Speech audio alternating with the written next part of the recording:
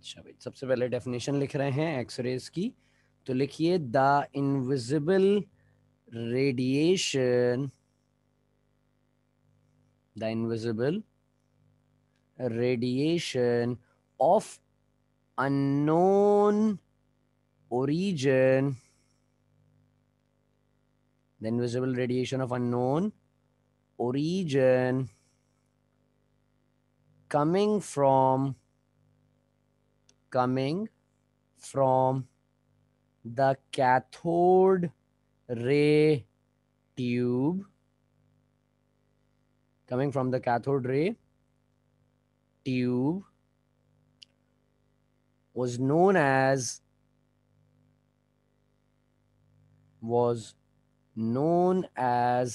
the X rays.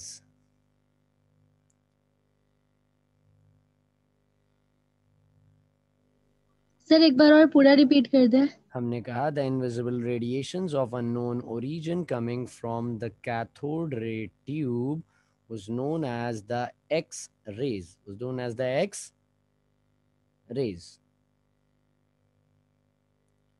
बात यहां तक लिख लिए? जी सर। आओ अब इसका जरा एक्सपेरिमेंट समझ लेते हैं, ताकि फिर हम आगे की चीज़ों पर जा सकेंगे, इसकी प्रॉपर्टीज वगैरह की जाने। देखो भाई, एक्स रेज बेसिकली जनरेट कहाँ से होती हैं? एक्स रेज जनरेट होती हैं आपके कैथोड रे ट्यूब में से। मैं इस कैथोड रे ट्यूब को ज़रा एक अलग अंदाज में दिखाऊंगा इस वक्त।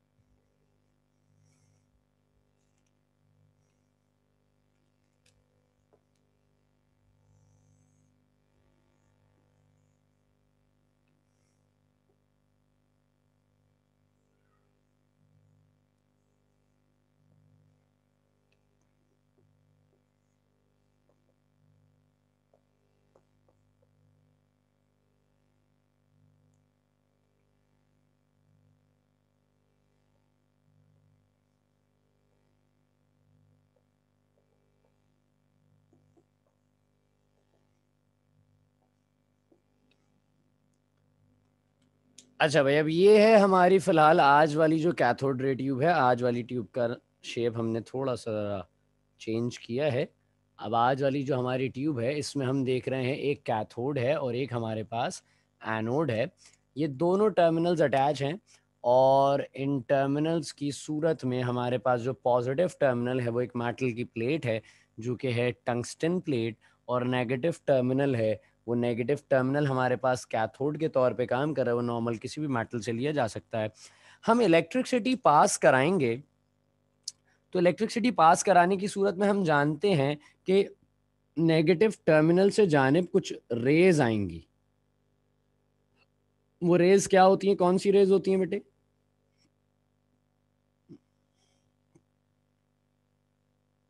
Cathode rays.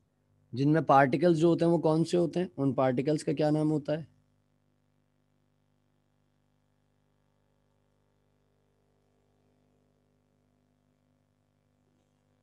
एक्सरे। एक्सरे ना, एक्सरेस कहाँ से आ गई? तुमने एक्सरेस बोल दिया हमारे मुझे। भाई इलेक्ट्रॉन होता है ना, जो नेगेटिव टर्मिनल से एमिट होती हैं, कैथोड रेज होती हैं, और कैथोड रेज के अंदर जो पार्टिकल्स होते हैं वो इलेक्ट्रॉन्स होते हैं। अब देखो हुआ क्या, कि जब जिस लम्हे आकर ये रेज यहाँ, ये नेगेटिव पार्टिकल्स, मैं इसको ऐसे नॉमिनेट कर दूं, इसका भी नाम बता दूं, ये है electron beam. A beam of electrons, electrons आ रहे हैं, बहुत सारे इलेक्ट्रॉन्स, बहुत fast moving electrons, fast moving particles हैं, इलेक्ट्रॉन्स आ रहे हैं आपके पास ये। अब ये जो इलेक्ट्रॉन्स आए, तो इलेक्ट्रॉन्स के आने की सूरत में कुछ यहां से रेडिएशंस हमें मिली।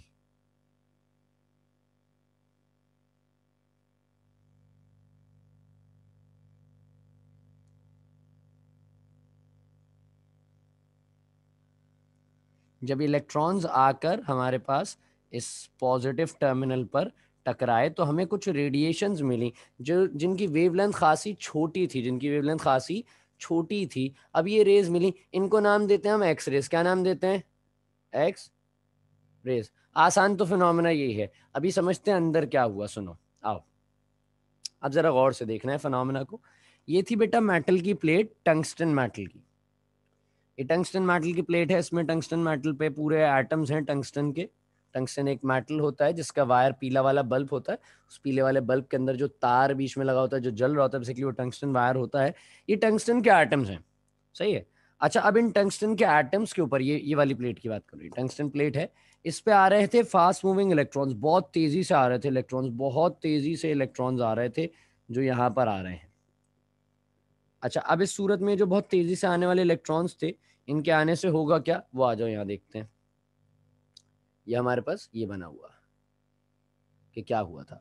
अब यहाँ अंदर हुआ क्या रहा था, देखो ये था एक एटम, ये था टंगस्टन का एक एटम।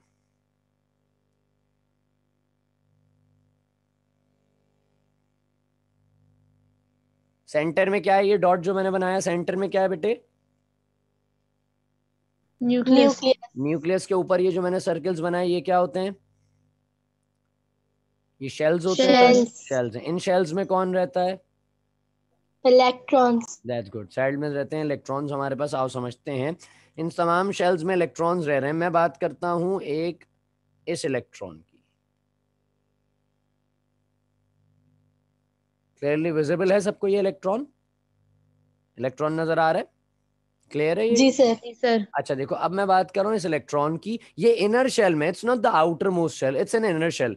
और मैं बात कर लेता हूँ आउटर मोस्ट शेल के भी एक इलेक्ट्रॉन की, उसे ले लेते हैं। चलो यहाँ पे ये आ गया आउटर मोस्ट शेल का इलेक्ट्रॉन। अभी सुनो कहानी में हुआ क्या। ये एटम है, जैसे यहाँ पे हमने दिखाया ना रेज आ रही थी, ये इलेक्ट्रॉन्स आ रहे थे, फास्ट मूविंग इलेक्ट्रॉन्स आ रहे थे टंगस्टन मेटल की प्लेट के ऊपर आगे टकरा रहे थे जो कि एनोड के तौर पे लगी हुई थी। अब ये आ रहा है फास्ट मूविंग इलेक्ट्रॉन, और ये इलेक्ट्रॉन आके किससे टकराया? दूसरे इलेक्ट्रॉन से टकराया। इलेक्ट्रॉन आके ये उस मेटल की प्लेट पे, उस मेटल की प्लेट पे, टंगस्टन की प्लेट पे, जो टंगस्टन का एटम था उसके अंदर टंगस्टन के एटम के अंदर किसी भी इनर शेल, इनर शेल कौन से शेल में?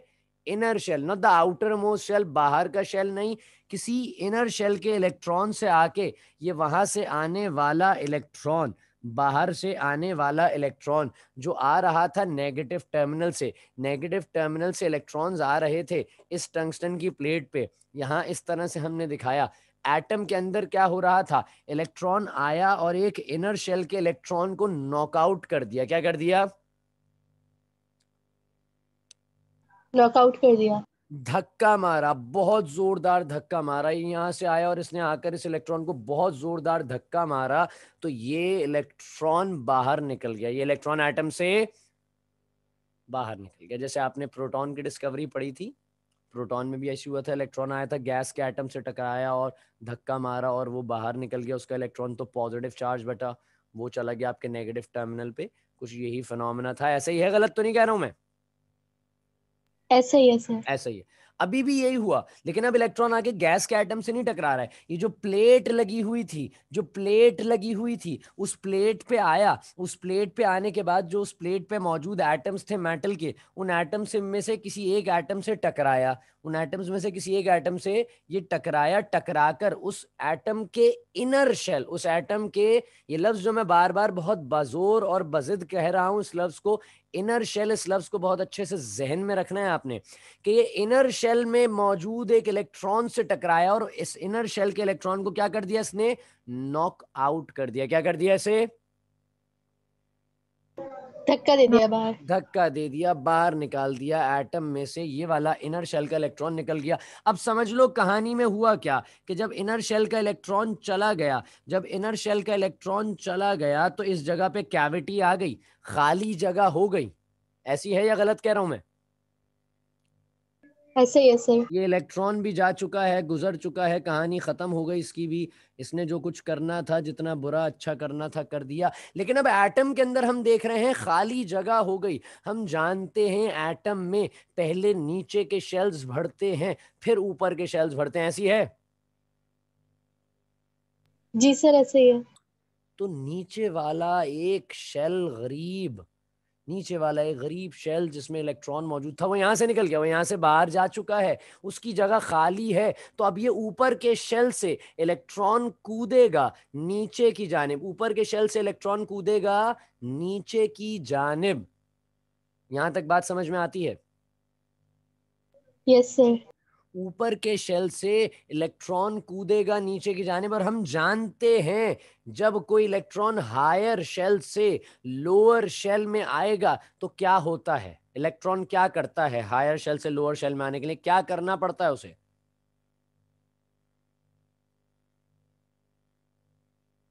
बता दो। नील बोर्स एटॉमिक मॉडल याद है 9th क्लास का?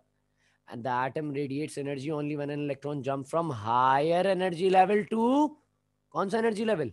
कौन सा energy level? High energy level lower. से lower. Atom lower energy energy radiate कर लेवल। जाएगा। एटम एनर्जी रेडिएट कर जाएगा। ये इलेक्ट्रॉन जब ऊपर से नीचे की जानिब कूदेगा, जब ऊपर वाले शेल से हायर शेल से लोअर शेल में उतरने की कोशिश करेगा, तो जिस लम्हे ये कोशिश करेगा, ये अपने अंदर से कुछ अमाउंट ऑफ एनर्जी रिलीज करेगा। ये अपने अंदर से कुछ अमाउंट ऑफ एनर्जी रिलीज करेगा। वो रिलीज होने वाली एनर्जी जो लाइट, इनविजिबल लाइट की फॉर्म में हमारे पास रिलीज हुई है, वो कहलाती हैं एक्सरेज। क्या कहलाती हैं वो? X rays. भी ये बन चुका है मैटर। सर, हाँ बेटा बोलो।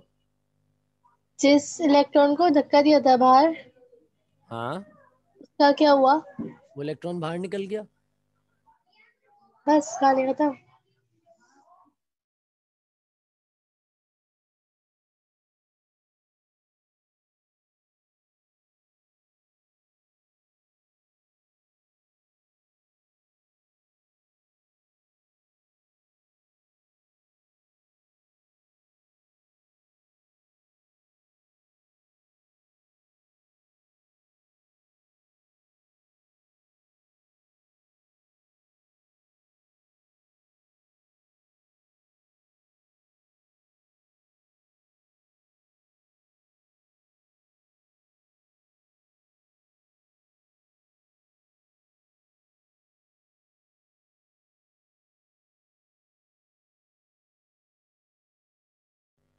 अच्छा माजरत, एक जरा कॉल आ गई थी इसलिए मैं रुक गया था बीच में बात करते हुए। हाँ, तो सवाल ये था कि सर वो जो इलेक्ट्रॉन निकल गया उसका क्या, उसकी कहानी खत्म। उसकी कहानी खत्म हो गई। जो यहाँ से एनर्जी रिलीज हुई है ना, वो जो एनर्जी रिलीज हुई है इनविजिबल रेज की फॉर्म में, उसे हम कहेंगे नाम एक्स रेज। क्या नाम देंगे हम उसे? एक्स रेज कहेंगे। क्या कहेंगे बेटा हम उसे? X rays. बात यहाँ तक एक्स समझ में रेस। आती है? यहाँ तक बात सबको क्लियर है? जी सर। इसी के आगे से हम इंशाल्लाह अपनी नेक्स्ट क्लास में कंटिन्यू कर लें। इसके ज़रा हम प्रॉपर्टीज़ वगैरह की बात पर आ जाएंगे। Okay sir. सही है। इंशाल्लाह यहीं से हम अपनी नेक्स्ट क्लास में कंटिन्यू करेंगे। बहुत शुक्रिया। अस्सलाम वालेकुम।